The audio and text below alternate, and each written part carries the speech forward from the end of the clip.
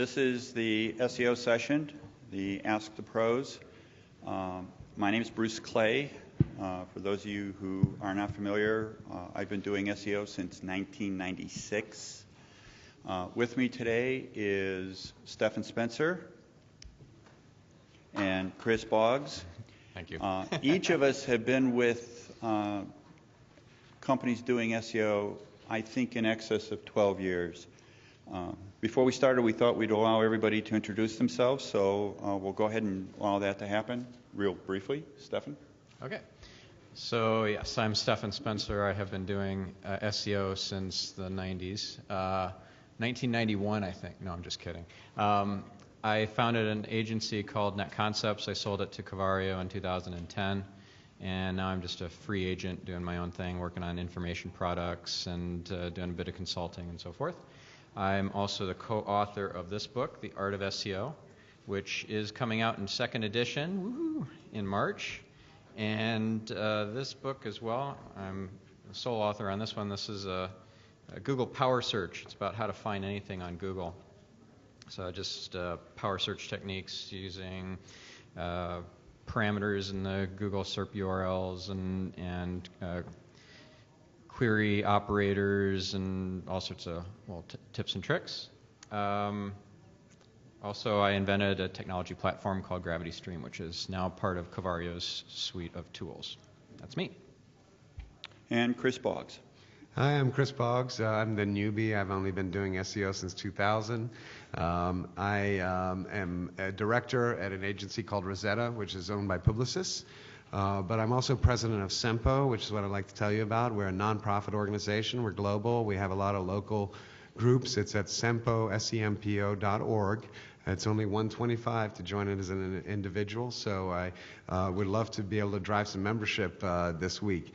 I have been doing SEO, like I said, since 2000. I work in a lot of niches, but I do also happen to have a side client that's a pretty strong player in the affiliate space, so I hope to be able to provide a little bit of insight specifically for those of you that have affiliate problems. Now, to fill in a little bit more, they've been doing SEO for quite some time. They've covered a lot of e-commerce, a lot of different kind of platforms, things from health, pharmaceuticals, consumer type things. Chris is also an editor for SEO Roundtable, I think. He's on the advisory board for Search Engine Strategies. There's a lot of knowledge up here. I've been doing SEO since '96. I also have a book. Search Engine Optimization All-in-One for Dummies. Just came out in its second edition, but it's 746 pages. It's for big dummies, I guess. Big book. A lot of people have contributed a lot of knowledge over the years in the area of SEO. I operate an agency that is multinational. We're in 5 different continents outside of the U.S., and we focus on everything that's internet marketing. So that's the kind of questions that we can cover, just about anything. We've all been on panels. We've all spoken at conferences. We've all been seeing a lot of questions of late. There's a couple questions that do come up periodically. I want to encourage everybody, as the screen says, if you want to send in questions, you may. The Twitter has a space in it between Affiliate Summit and the number. There was one question, which is, who is the anonymous guy who is Chris Boggs? To start it off, there are common, I'd like to start with a Q&A kind of thing, because there's common things based upon the audience. How many people, show of hands, are webmasters by trade? Okay, how many are site owners? Okay, how many of you know HTML and can actually modify your own website? How many have built their own website? Okay, how many feel comfortable with SEO in general? How many aren't? How many, is this your first SEO session? Okay. How many work for Google? Good question. There's a story behind that too. When we first started SEO back in 2000, we tried to explain what SEO was to our families and they wouldn't understand it, and we say, well, we get you ranked in Google, and they would say, oh, you work for Google. And it was far easier to say yes than to try to explain SEO. So most of us have a lot of credit. The initial topics, as I said, that we'd like to cover would probably have general applicability. So I'll have a show of hands. How many people have been hit with a Panda penalty at all? Not that many. How many are concerned about the quality of your content? Okay, how many are concerned about linking? Okay, I think linking is a question. And I want to make sure everybody, I have a vantage point. I think that the job of SEO is traffic, not necessarily rankings, and I think the personalization is going to have a big play in the future, so we're going to want to consider that as we go through this. The first question that I'm going to cover, and we have three here. The bottom one on the screen, I think, have a product site where descriptions are taken from manufacturer's site, and it has to do, I think, eventually with duplicate content. Would it be better to swap it out, rewrite it, leave it? How do you get around that kind of stuff? Sure. So I'll chime in first, I guess. So this is a common problem. Manufacturer supplied product copy, and you're using the same stuff as a bazillion other sites out there on the web. So I like to, maybe I coined a term here, uniquify my content by kind of paraphrasing and rewriting and augmenting. So it really doesn't look, it looks value added. It's not thin content. You're not a thin affiliate, as what Google calls folks who don't really add any value and just are republishing the same content that everybody else is publishing. So you can do this in many different ways. You can have user-generated content in the form of product reviews or forum posts or blog comments or what have you. You could add some additional content around product specs and usage and ratings and all sorts of things like that are from an expert point of view. So rather than your users generating that, you've hired a team internally to do that work. You could, so those are just a few ways that you can uniquify your content. And the way I think about it is that there are these things called shingles that if you compare, let's say, this 5 or 6 word window on one page versus another page, and there are a lot of these shingles or 5 or 6 word windows in common with each other across the 2 pages, even if you shuffle the paragraphs around, it's not going to do anything in terms of really changing up the amount of duplicate or overlapping shingles between the 2 pages. So the value there in just kind of reordering stuff, it's not going to work for you. So really paraphrase, rewrite, augment. So, and I think Stephan did a good job at kind of taking the topic a little bit broader than just the meta description. Duplication of content based on products is definitely a problem. There's dozens, hundreds, or thousands of sites that have the same exact description. The bottom line and the best way to handle this is by, I like to pronounce it uniquify instead of uniquify, so slight difference in the way we use that word, but we both made it up apparently. A good way to do this in an automated fashion, we call it a concatenation schema.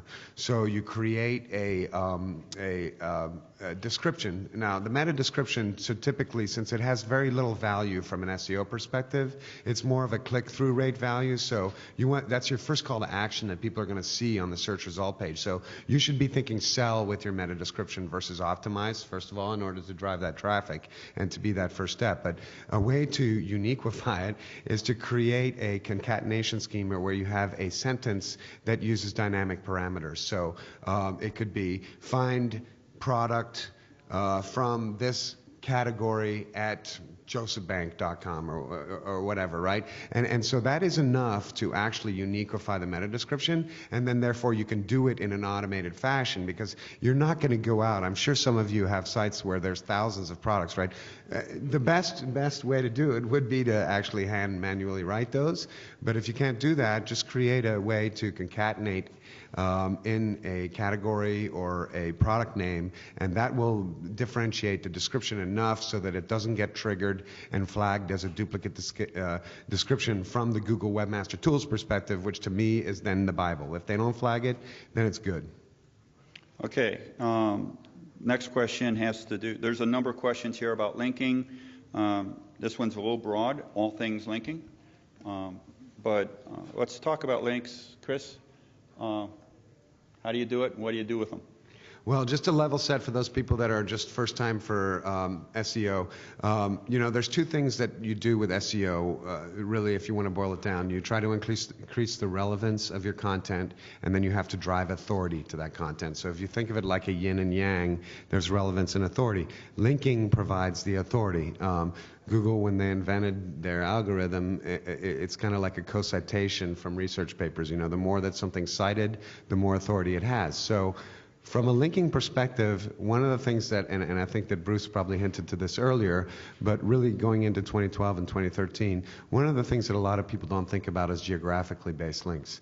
It's kind of like the idea that you go for a long tail term and optimization first, and then eventually you'll get to rank for the broader head term. It's the same thing. If you're focusing in on your linking and thinking of it from a geographical perspective, just as much as you want to go out and get those edu top-level domain links, maybe .gov links, depending on your specific category, you're going to want to obviously do your competitive analysis and understand who's linking to your competitors and go out and try to emulate that in some way. But to differentiate yourself might be to go towards local links in 2012. Yep. So definitely local links are going to help you in different countries, different geographical regions within the U.S. A couple other points about links that could be helpful. One is you're only as good as the tools that you use, so you really need a strong tool set or several tool sets for your link building. One of them that I think is kind of a essential must-have tool set is link research tools. Anyone here use that? Okay, so I think all of you should be raising your hands. This thing kicks butt. It's amazing. So it's linkresearchtools.com. It's got like 15 different tools within it. It will find just all sorts of opportunities buried within competing sites and sites that are outranking you in the search results and so forth. Don't you have an affiliate URL for that? No, I don't. That would be probably a good idea. Also, Open Site Explorer and Majestic SEO. I think those are pretty much essential to tools as well. One of the things I'll add, the quality of your inbound link actually matters. Links have trust score associated with them. And if you have a lot of inbound links from areas or sites that are not trustworthy, it will lower your trust score. So one of the things that we have seen, and we've actually been able to connect it with Panda, is we do a project called link pruning, where we actually identify low trust inbound links to sites and get rid of them.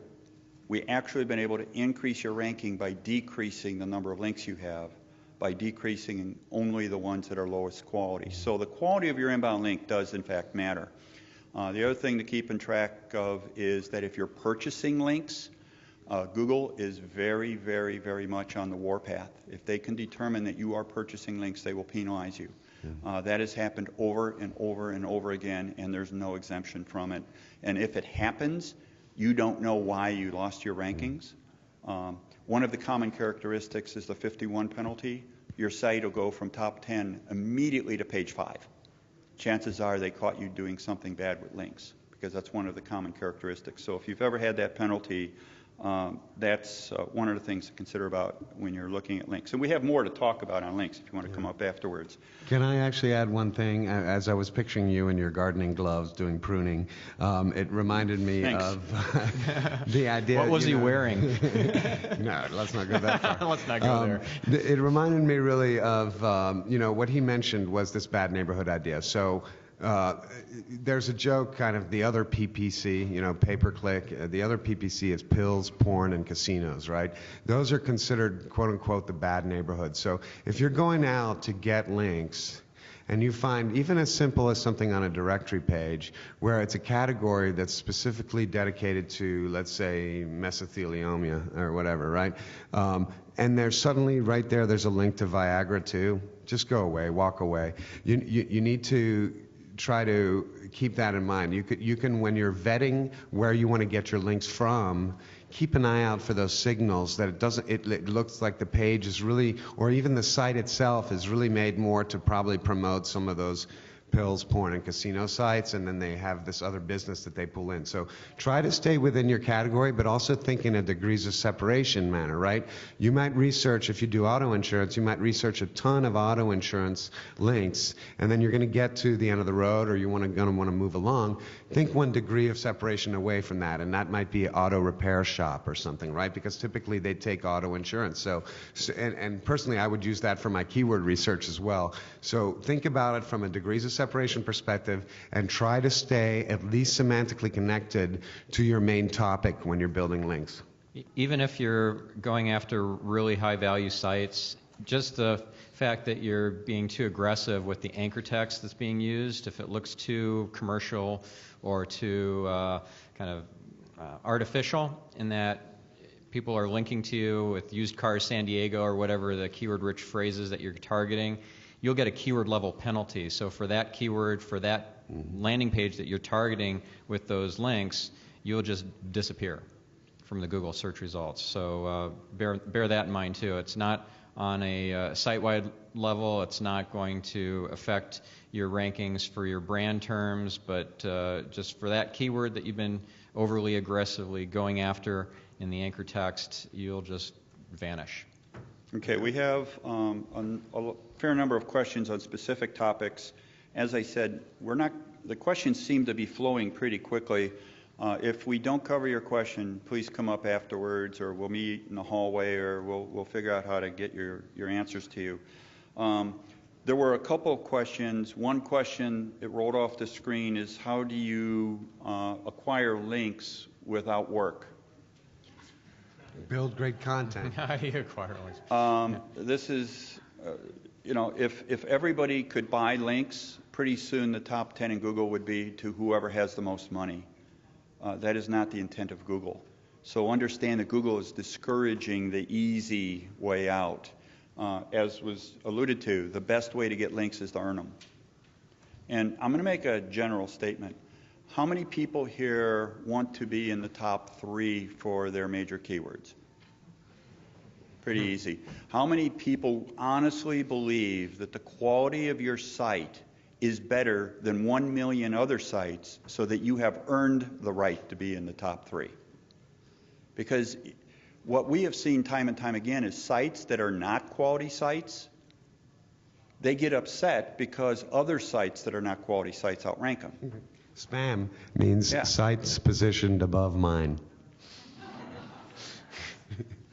You understand where I'm going.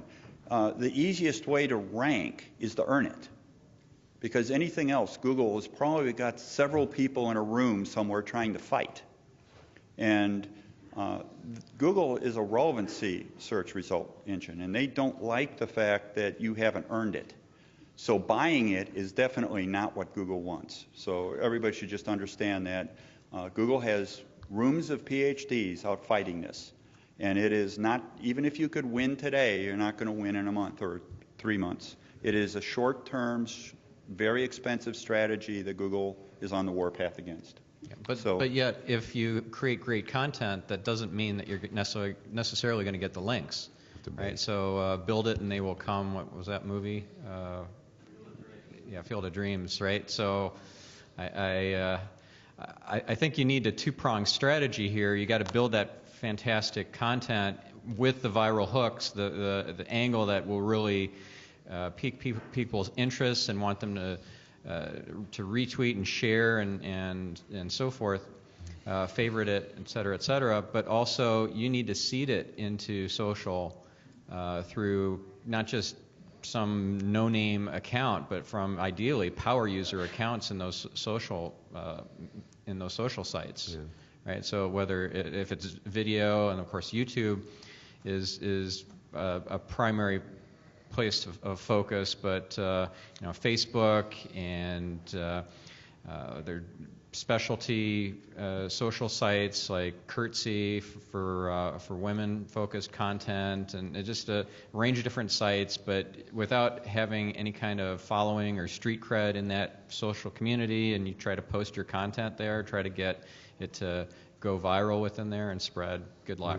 Not going to happen. Keep in mind, too, that the grandfather of social is blogs. Everyone's so enamored with Facebook and Twitter and so on and so forth that they forget the power of blogs and why, blogs really, I think, are the cornerstone of social media. So there should be a lot of blog-related work. And, as a specific example to what you were saying, Norelco did a quick survey of their users and asked how many people use the Norelco to shave parts of their body other than their face, and they found that more than 50% said yes. So they decided to build this site that was Norelco Shave Everywhere or ShaveAnywhere.com or something like that. It's still to this day one of the greatest viral marketing case studies, because what they did was they seeded it in men's forums, right, and men's blogs, and they ended up they canceled their $3 million media spend that they had planned for like 2 months after they launched it, because they had reached their target traffic goals within the first 2 weeks, right? So it's all down to the content that you can build, and the more money that you can spend,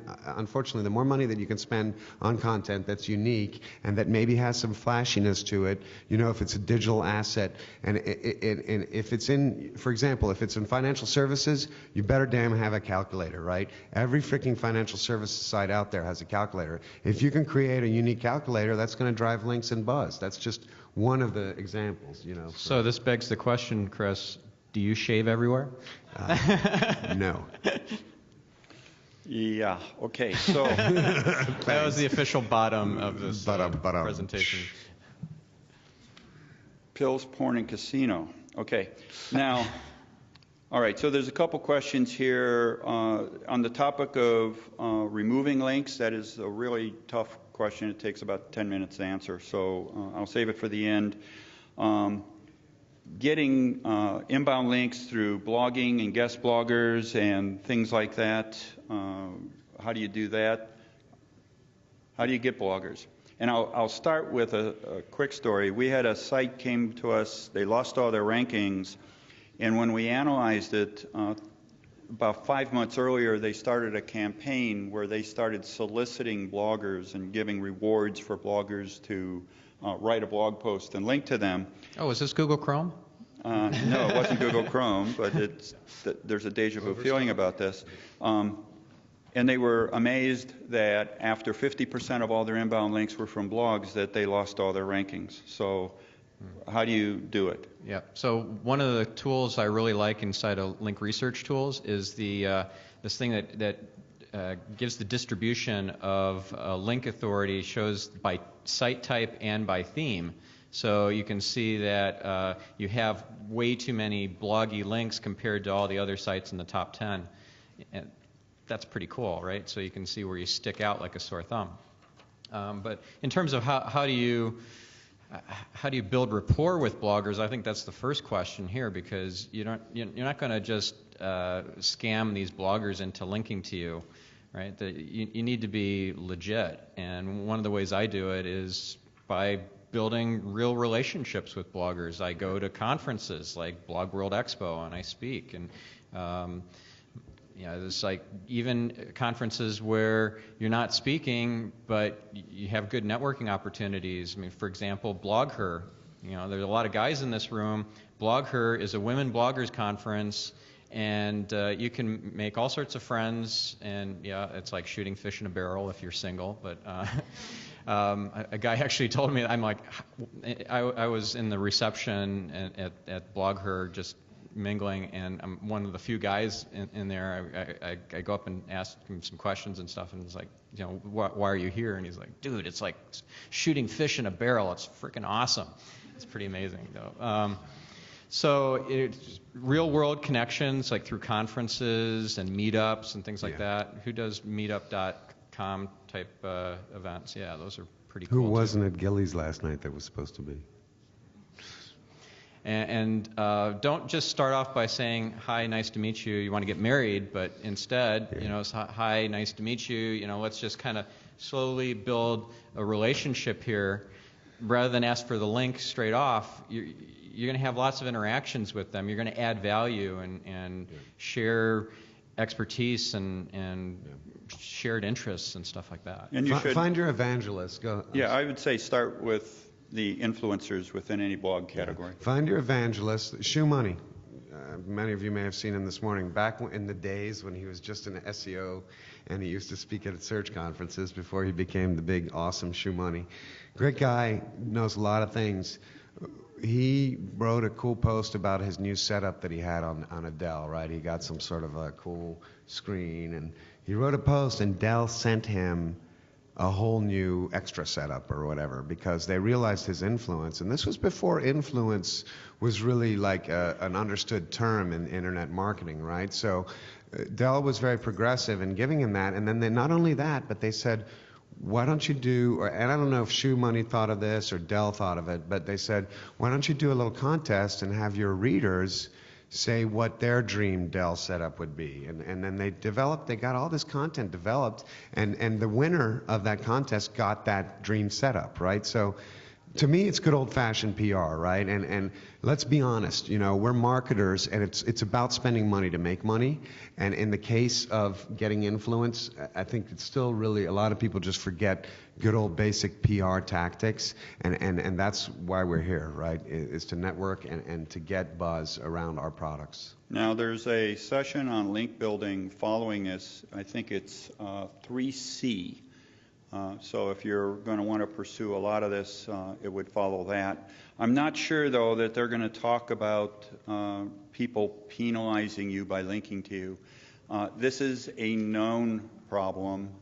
I've had many conversations with Matt Cutts at Google about exactly this problem. It is absolutely the case that a competitor can hurt you. And the best thing that Google has said so far is if you can determine that that has happened, there's no official way to disavow the link, but you can report it to the spam team yourself and indicate that you do not solicit it, you didn't pay for it, you didn't cause it, and they will consider that. But usually the way you know you have that happen is you see a penalty that comes out of nowhere. Yeah. And unfortunately, getting rid of penalties is a very, very time-consuming process, months. Who's heard of the term the phrase negative SEO? Anyone? It's also called black SEO. Right, so that's where you're actually targeting sites, and please don't do this. This is evil, but this can happen to you. All's right? fair so in a love and war, competitor, baby. Yeah, okay. We know what color you wear, but no, I was just kidding. It's really not cool to go after other sites and tarnish their reputation with Google, but it happens all the time. And there are tools out there that will build dodgy links for free. You don't even have to pay. You don't even have to buy the dodgy links for the competitor. You can use a tool to spam blog, with the blog comments and forums and guest books and all this sort of stuff. So this sort of negative SEO is alive and well. Now, it's something, a lot of people, and for a long time Google said, we can't penalize you for your inbound links. We can certainly take the value of a link away, right? If we think that the link is paid for, or we think that it's a nefarious site, or whatever the hell they want to decide that they want to neutralize or sterilize that link, they can do it. But for the longest time, they said we can't penalize you for an inbound link because then your competitor could build inbound links to you. And now people, I guess finally figured that out, that it does work and that you can. And in affiliate space, I would say that that's probably used more often than you would think, right? I mean, if, like Bruce said, if you've had a sudden penalty, you may want to go, and especially you should all be signed up with Google Webmaster Tools, right? I mean, that's, if there's a bare entry point and baseline of doing SEO, you have to get your site verified in Google Webmaster Tools. And once you're in there, you will see signals within the tool set that will tell you, hey, something's screwed up here, right? And then you can go through some of those remediation measures that Bruce mentioned. No, I've had a conversation, again, with Matt at Google, and I had suggested that they build a Webmaster Tools area or establish a standard where we can go in and put in inbound link URLs and disavow them from our end. Effectively no-follow them from the recipient end of the link to keep them from hurting us. It was asked by Matt on the podium at, I think it was SES New York, or one of the conferences where he was on a panel, for show of hands of the audience who wanted it, and a fair number of people want it. The only way to protect yourself against links is to block it, and if you can't block it, then you have no choice but to ask Google to ignore it. Or you can hire a hacker to take down the site. Yeah, there's different things. I mean, just saying. And by the way, one of the ways, an earlier question is how do you get rid of links? If you can get them to not link to your homepage, and you control links to that subpage, you can change your links to a different URL and then robots.txt out that subpage so that Google will no longer consider it. It'll automatically ignore the links to it. So that's one of the ways that you can get around it, assuming you have control over it. Link wheels, pyramids, things like that are spam tactics, according to Google. Pyramid schemes are the kinds of things where if you link to me, I'll get 2 people to link to you. You get 2 for 1. Good deal? Google knows about it. And the best part about this whole thing is Matt actually at one of the conferences, Matt Cutt runs the spam team at Google. He's like one of the first 50 employees at Google. And he actually got an invitation to participate in one of those. And that really triggered a lot of action on his part. So they know about it. Folks, Google's been fighting spam since it started September 98. They have probably seen it all. It's very difficult to come up with a new tactic. They haven't. It's on their list of things to fight. Assume they'll do it. Buying links, link wheels, triangular link schemes, some of these work if you're under the radar or not caught yet. But it's only a matter of time because Google is not fighting the people that are doing it right. Google has an army fighting people that are doing it wrong. So just understand, everything will get caught if you're cheating the system. Think of it like a parent. I mean, I got a 6-year-old and a 4-year-old, and they try these things that I tried when I was a kid, right? I mean, Google sees all and has seen it all. So, a trivia question for you guys. Do you know what the name of Google was before it was Google? Who said it? You get somebody a copy got of my a book. book. All right. Which one do you want? There's Google Power Search or Art of SEO? Art of SEO. Okay, so I'll set this one aside for you. Come by before you leave. What was it? It's called Backrub. Yeah, before it was Google, it was Backrub. But they figured they could make more money selling that domain.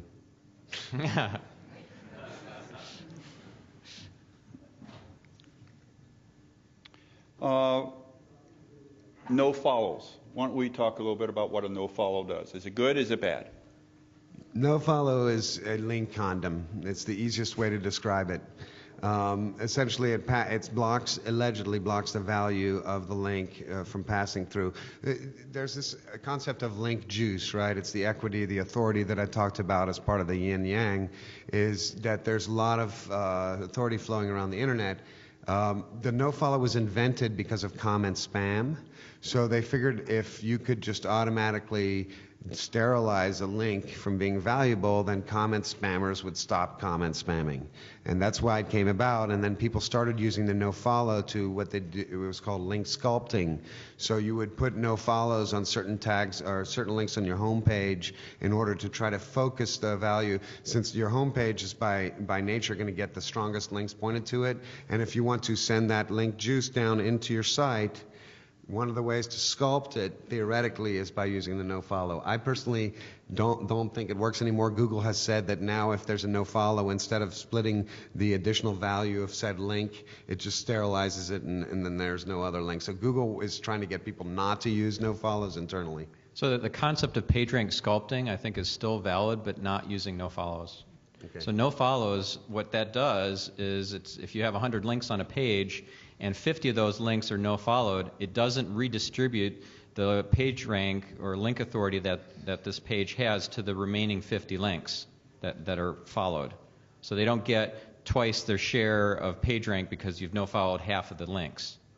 So that's a problem, because that's the whole point of PageRank sculpting, is to take the low-value pages from an SEO standpoint and just kind of carve them away, the login pages, the add to carts, the view cart, all that sort of stuff, all the plumbing on the site, and low-value pages like privacy policy, et cetera, that you don't really care to send juice to. How do you effectively pass less juice to those pages and more juice to the really important pages like the top-selling or high-margin products and that sort of stuff? And there are a few different approaches. One is cookie detection, and so this is a legitimate way of basically saying, hey, this is a user or a returning user even. I mean, this is used all the time, right? So if I'm returning to your site, you might give me a welcome message that is different, or you might provide my cart from the last access, the last visit, right? So a perpetual cart. Now, plenty of cases where cookie detection is used for user experience purposes. So you can use this for SEO purposes and say, well, I'm going to detect whether the browser has cookies, and if it doesn't, like if it's Googlebot, so I'm not using user agent detection, I'm using cookie detection, because user agent detection, then you're starting to get in the area of cloaking, and you can kind of get slammed by Google for that, right? So that's one way to carve away the shopping cart types of links and so forth, not have them even visible if cookies are turned off, because probably your e-commerce site doesn't even work if cookies are turned off for the user. So another way is to JavaScript the links, but then Google's getting really good at, or better and better every day with following and interpreting JavaScript, executing the JavaScript, getting the links out of there and then following them. Okay, there's a couple of quick questions. One had to do, does it matter if I'm in a shared hosting environment? The quick answer is it depends upon the performance of the server, because performance is part of the algorithm. So if you're in a shared environment versus a dedicated environment, it will impact performance at that level. Does dropping... if you're on a shared server with 10 porn sites. Yeah, well, Google has changed the penalty for being in a bad hosting environment because of cloud servers. You don't control what your IP is anymore. So it's a little bit less diminished. According to Matt, if you're in an area that has 10,000 porn sites, you're probably a bad guy. Dropping from first page to second page in one day, does it constitute a penalty? It could be a penalty. The issue is, did everybody else on the first page change too? If you're the only one that moved, chances are there's something about your site, and that's something that triggers a research question. Does it work for Bing and Yahoo just as well as it works for Google? Stephan, you want to start? Does what work for? Does SEO, all the stuff we've been talking about doing, work for Google and Yahoo? Yeah, so Bing is actually an easier engine to manipulate. So I'm kind of leave it there, because I don't want to get into details on. I'm not in the game of manipulating in a black hat sense. Oh, sure. So, oh yeah, right. No, really, I'm not. So there are plenty of things that you can do that would be over the top, that would get you a benefit in Bing, but would actually shoot you in the foot in Google. So my suggestion to all you guys is to focus on Google and do the stuff that's the best practices and the really value-added tactics with your eye on the prize, namely your Google rankings and traffic, and finally conversions and sales. But you'll get some gravy on top that will be the Bing, Yahoo rankings and traffic as well. And that's not my primary focus, and that's my suggestion to you, is it not be your primary focus either. So we've actually approached this subject as well, just to make sure that everyone understands. Bing is the algorithm for Yahoo also. So organic search results at Yahoo should almost exactly mirror Bing as a result of a partnership that they reached over a year ago now.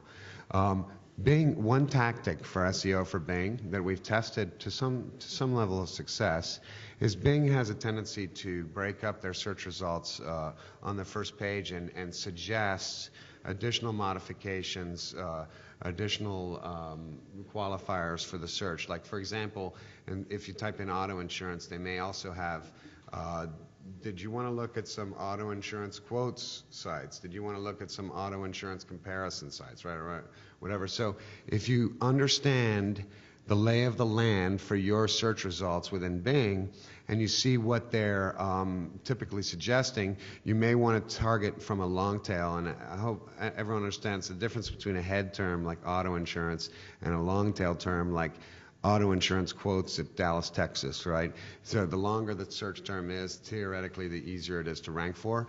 But you can get some really good long tail research and do some testing based on what you're seeing Bing populate within their search results on the first page in terms of these additional relevant subcategories or modified categories. Yeah, and you're going to be running into a lot of things like that. As I said, there's still a session after this, a lot of stuff on linking. When we get into spamming, I think that it's relevant to talk about spamming a little bit. Mm-hmm. And let me ask again, show of hands, how many people here are local focused, geo-targeted versus national? How many are local? How many of you are national targeted campaigns? Are you at all concerned that local's taking over the search result pages? Has anybody noticed it? It's going to become more prevalent in the future, mostly because at an indexing level, the local results come from a places database, not from the organic database. So places does not have to play by the same rules according to the Federal Trade Commission, because it's not the free results the way it's specified. So places is going to be more dominant on the top of the page. So we're going to have to understand how things work in that regard. How many of you have brick and mortars? How many are just virtual selling online? What, hot dog stands don't have bricks? Okay. Wow. That's going to be, you're going to have a fight. You're going to have a fight. We're going to go back to what makes you think you're worth the top three, because the local results show up right below that. What was the question that brought that up, out of curiosity? Well, there were a couple questions that rolled by. One of the things is that we either have to talk faster or you guys have to ask questions slower. I'm not sure which will work better, but it had gone away. Why don't we talk a little bit about content quality, spamming, article spinning, things like that. Can we stay on local before we jump to that? We'll cover local real fast. Real fast. Think of a strategy of increasing your local relevance, and where you'll find that is in your analytics. Look to see where your sales are happening, and if there's a lot happening in New York or LA or whatever, start to build some content around those locations. And you may not think you need local, but if you try it, you're going to start to figure out that you can get a lot of additional traffic, and especially if you're using the data in an actionable manner to drive this strategy. For those of you who raised your hand and said, yep, I'm virtual, I don't have a bricks and mortar, you might think, well, how am I going to compete in Google Places and thus in the local results in the main Google web search? Because I'm, just over time, you're going to see more and more local results infiltrate the Google web search results on a keyword by keyword basis, right? More and more keywords. So even like a non-geographic search that you might think is not necessarily local, let's say payday loans, that's local, and that Google's figured out that you probably, if you're searching for that, if you're not an affiliate or marketer, you're probably hard up for cash and you're looking for someplace local that you can get to cash your payroll check, right? So they automatically assume that you're looking for local results when you type in that term without any kind of geographic qualifiers. So how do you compete if you're a purely virtual? Don't just like register yourself with a bunch of UPS stores across the U.S. and use those as your locations. I mean, Google will nail you for that sort of nonsense. So you think in terms of partnerships that you could forge with other companies that have a strong local presence across the U.S. that you could kind of take over some of their shop space in a way that gives you those sorts of addresses that you can load into Google Places. And there's a lot of different signals in places in local that you're going to want to take into account. Some have been dialed down over time, like distance from the city centroid is no longer as strong of a signal as it used to be, but certainly the ratings and reviews, that's a very strong signal if you want to rank better in local. Work on your getting ratings and reviews. One of the things about Google Places, according to the rules, you either must have a physical shop or it must be a service region. So people who are plumbers, people don't usually bring the leak to the plumber goes to the leak. So what they've done is they've created the capability to establish a service region where you service a radius because you have a truck and you go to the problem doesn't come to you. Those kinds of things exist. But in general, Google prefers you to have a physical address. A notable exception would be like 1-800-Flowers. 1-800-Flowers doesn't physically have flower shops everywhere, but they have their emblem on the window. People can walk in and order 1-800-Flowers at all their shops, and they have license agreements. So 1-800-Flowers for those shops qualifies. So that's an example of forming a relationship that would work out great for you. Schema.org, if you don't know about it, it hasn't really caught on yet, but you ought to go there. This is a microformat structure that Google is pushing. Basically, it helps Google identify ambiguity. So if I said orange, Google won't know if it's a color or a fruit. Whereas if I had schema defined around the word orange, I would be able to say orange the color or orange the fruit, and would help Google understand things that have multiple definitions. So that's one of the big things in schema.org. Yes, Google has penalized people for spamming Google Places, probably 5%. Right now, Google Places is just horrible. We just took over SEO for this little company called Caesars. You may have heard of them, like where we are. It turns out that the Caesars Palace Google Places entry was picked up by an affiliate because Google, that was the first one to try to register it. So everybody going to Google Places and clicking on the link would go to an affiliate site instead of straight to Caesars. Would you consider that good for Caesars? Absolutely not. So one of the things I think you need to do also is understand that there are things that are hijacks, there are things that are spam, there are people who will be glad to take over your keywords and things like that. In about 6 weeks, there's going to be a tool for actually resequencing your result within a Places entry. It's a little premature to discuss in length. Hey, Bruce. On the schema.org thing, that's just a quick tie into what we were saying earlier on. That's a way to uniquify your content, I think, because you're going to do a different set of tags than someone else may do. Yeah, it would. Anybody here doing article spinning, where you'll write an article and you'll put it into a site that distributes it to like 800 or many other sites. Some people are like going, oh yeah.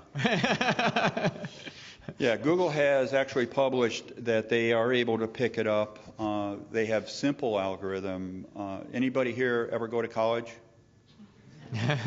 Anybody here? Yeah, anybody here, understand that the same report is published 100,000 times? Plagiarism? You've ever heard of that word? Well, those kinds of software tools are out there. Google has them all. They can tell that this is the same article on all these different sites. They absolutely do that. What they have stated, and I don't know, I know I've heard it verbally, is that links that are within spun articles, as soon as it's a duplicate article, the links are automatically ignored because you can't create additional links. One of the other problems you run into, anybody here doing syndication of content? Where you write a piece of content and then sell it to syndication? If you do that, it turns out that that is a spun article, even if you're selling it, and you have to consider about how to recover it. And that's part of the problem. So one thing I like to do if I'm writing article content that gets syndicated out to other sites as well is in the byline or a little bio at the bottom, not just link to your homepage, but link to the original, the canonical URL of the article on your site. So work that into your bio so that all these little hubs that are most of them hopefully, unless they've scraped your content and pulled out the links, most of these sites are linking to the center of the center spoke, which is you, right? So that's one thing all these sites, or many of them, have in common is they're linking back to the original source. So try to do that. One of the next questions has to do with the missing refer data. How many are aware that Google is suppressing some refer data? Google has indicated that if you are logged into Google Plus or you're using the secured version, which is HTTPS at Google, that they will actually block the keywords from being passed to the referenced page. So you cannot see, using a normal analytics tool, what actually is the keyword that caused you to get the traffic. They tell them why it's bullshit. Tell them why it's bullshit. They flipped that over by saying you can get the data in Webmaster Tools. Webmaster Tools somehow doesn't seem to not see it. No. The bullshit is that they're blocking the data for organic search, but if you're paying for the freaking terms, that they're giving you the data. So they're saying it's a privacy thing because you're in HTTPS, but if you click on one of their paid links, they'll give you the data. What do you really think, Chris? So we're seeing anywhere, we've averaged out at 9.5%, and we're talking about some pretty large clients from my agency's perspective, but we're seeing up to 22%, including for Rosetta.com, of no refer stuff. So it's definitely an issue, I think. And one of the things you're going to see is as the usage of Google Plus increases and people realize I can log in to Google Plus and now I have access to all my Gmail stuff and all the other things that Google gives you, once people start doing that, those are secured pages because they're not going to give you Google Gmail information or any of the other information unless it is secured. And as soon as it's secured, they're going to start blocking it. So imagine Google giving you 10% block at 40 million and Facebook has 800 million people. If Google Plus catches on and goes anywhere near the size, we're going to be losing half of our referrer data. Just understand that. Yeah. Oh, I would expect it to get worse. I would expect it to get worse. I think Google's going to get much more aggressive with hiding this kind of data from us. Yeah. And I think, anybody here believe Google's in the business of making money? Yeah, they're going to figure out a way to take Google Plus and monetize it heavily. I think we're actually going to see local results and Google Plus being where Google actually posts the majority of their income within 2 years. You know, That's Google.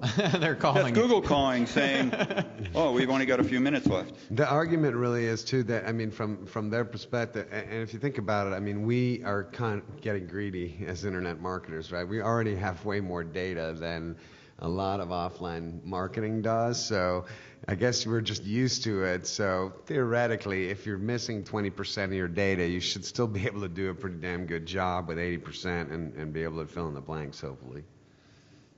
I think that we have plenty of opportunity to understand what's happening. And one of the things is statistics. One of my degrees is in math, and statistics is 99% accurate on very small sample bases. You don't need to know how all 1 million people behaved. Mm-hmm. If half of a million behaved a certain way, you can extrapolate it into the whole thing. You just want to know that 80% of the people visiting my site behave this way. You can assume the rest would. But it's hardly fair, I agree, it's hardly fair that Google would take the data away from us. Duplicate content, at what point is it a problem? We only have like 2 minutes. Duplicate content's a problem, I think, for the larger your site is, the bigger the issue. And also, if you're starting with content that is from somebody else that's published elsewhere on the web, you're sunk unless you have way more authority than everybody else, and I'd say that's probably unlikely. I mean, even a site like, say, cruises.com, writing content for about cruise lines and various cruises, and same content's being used on orbits, on cruises.orbits.com, and so forth and so on. Well, guess who wins, and guess who gets filtered out, right? In the duplicate content filter, it's Orbitz that wins because the massive domain authority, and cruises.com, the originator of the content, ends up getting filtered out. I think there's for duplicate content, there's two factors involved. One is the uniquity of the specific subject, right? So if there's only one mousetrap, and that's the only way to catch a mouse, there's going to be a certain amount of duplication, and there's got to be. But the other side of it is the competitive space, right? The most competitive areas, the less that you want, the more of a problem duplicate content can be. Okay, couple of pieces of homework. Everybody has one of these? Okay. You circle the tens. Okay. He's got a bingo marker in case you need one. Please put down Stephan Spencer is the shiznit. Thank you. Okay. And Anonymous did really well. They will collect these as you leave, and if you don't have one, they will just slap you on the back of the head and give you a denozo. Who wants a free copy of my book? All right. So I think I can get everyone here a free ebook. I only have like a handful of printed books with me, but I think my publisher is going to give me get everybody covered. I at least have 15 ebook coupons here, but I probably will be able to cover all of you. No promises, but come up and give me a business card, or you can email admin@stephanspencer.com. So your choice, admin@stephanspencer.com, STEPHAN, and I don't have a book. I don't have a book, but you can follow me at Boggs, Boggles, please. And I'm easy. I give away free software. If you want a set of SEO tools, which is our tools, anybody wants to give us a card, and it could be actually the same card as you give Stephan. Just write tools on the back of it. We'll combine them, and I'll make Stephan figure out how to get you an ebook. And I'll get you a login to the SEO tool set. No problems, no risks, no obligations. It is now 1:30-ish. We are going to conclude this. If you would please thank the panel.